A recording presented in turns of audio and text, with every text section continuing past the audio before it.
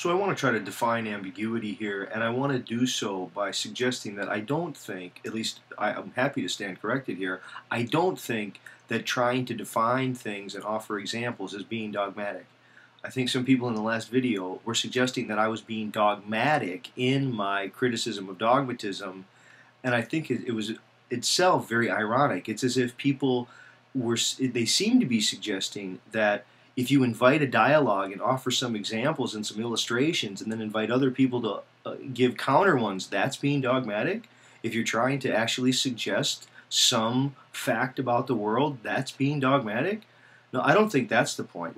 And I just want to make myself clear here and in a non-dogmatic way as possible.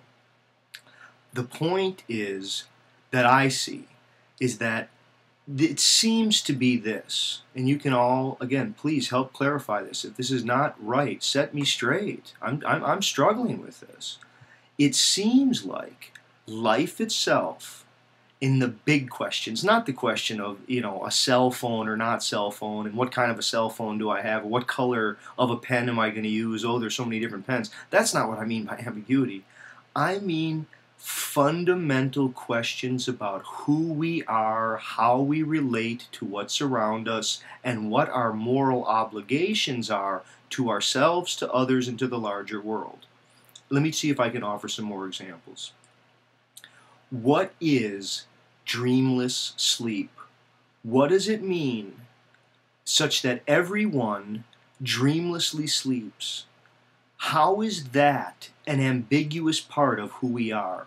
How do we, in our wide-awake lives, kind of cover over the ambiguity of the fact that each of us, day after day, gives up on all worldly concerns? See, now, part of the way that I would try to get at this is that there seems to be, and there's on many different levels and many fronts, a kind of merger and a division, a taking apart and a bringing together, that I can look at any given set of sort of cosmic questions, questions about from where did the stuff emerge that we call the Big Bang? Like, is it that it always was? Did it come out of nothing? What, if anything, is the meaning of death? Is death only something for the living? Will there be some kind of personal or impersonal afterlife experience? I don't think that people have answers to those things. I think they're fundamentally ambiguous. And it seems like there's so many forms of merger and division, of ways that we can draw lines of boundaries, where sometimes we can say what is me and what's not me. Sometimes we can say things like, I lift my leg. Well, is there a me in addition to the leg? I mean, is my leg something that I possess? I mean, we say, well, I just talk that way. But it's more than just talking that way. Is there a me, a body that's separate from the larger world?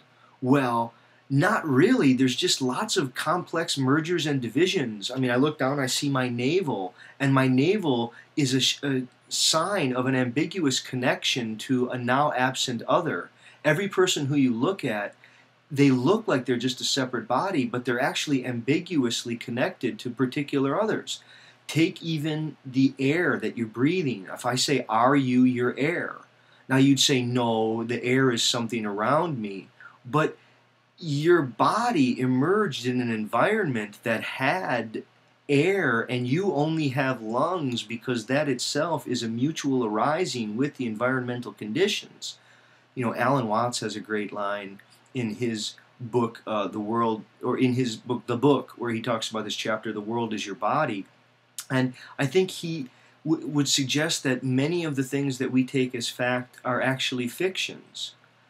Boundaries between organs. We say that the brain is one thing and the stomach is something else, but actually the stomach kind of disambiguates itself out of the brain. I mean, the stomach is the first part of the nervous system to differentiate itself from the brain. Some people call the stomach the second brain. Your stomach is a lining of nervous endpoints, and it's a nervous system in its own right. Your entire body is. The relationship between the moral obligation relationship that we have to other people, to ourselves, to the larger world. Do you have any moral obligation to subsequent generations? I think many of us want to say we do, but there are other people who seem to say we don't. Well, why can people disagree? Is it that some people have the facts and other people don't?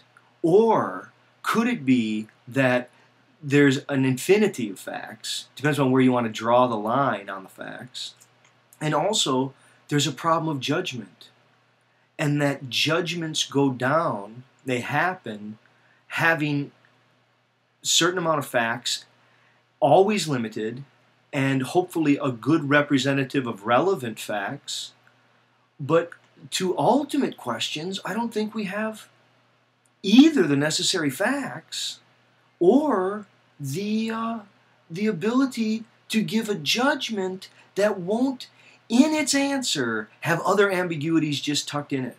I mean, when I say that there's an appeal to authoritative disambiguation in culture itself, that culture itself provides an authoritative disambiguation, I mean, this is what Peter Berger or some sociologists called nomos building.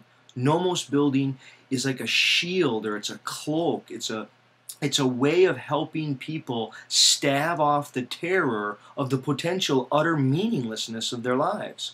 I mean, you could say that life is potentially utterly meaningless.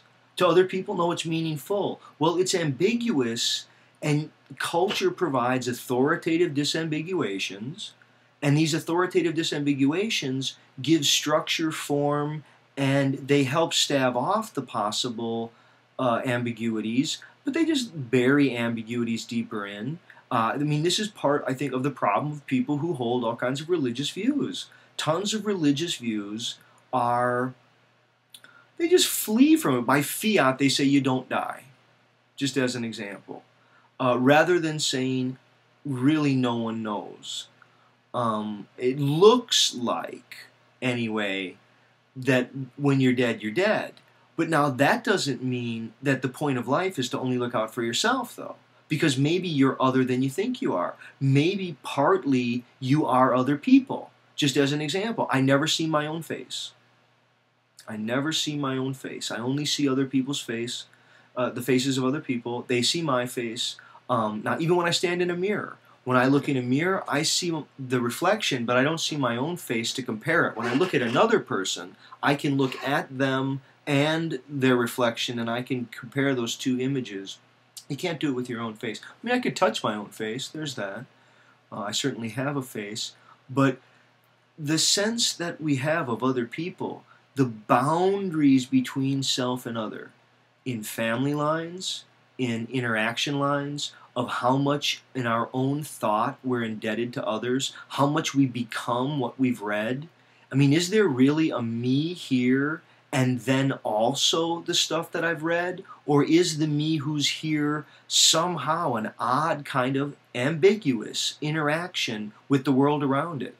I think people like to believe that there is just a self that's given, and then there's a larger world around it, and then there's a culture. But some of those are already separations that I think are dubious. Aren't those already questionable authoritative disambiguations? Does the collective come first? Does the individual come first? Was there a first individual? Was there a collective before there was an individual? See, these seem to me, I think, very ambiguous. And when people try to respond to these ultimate questions, I think they give answers that if we chase them down, they have lurking ambiguities within them. I hope that some of that addressed some of the responses that people had to this question about what is meant by ambiguity and to what extent does one have to be dogmatic in talking about ambiguity. I don't think one has to. I don't think all definition and all attempt at clarity is being dogmatic. Being dogmatic is being dismissive and by fiat just saying that things are the case, not trying to give reasoned discussion about things. Okay, thanks.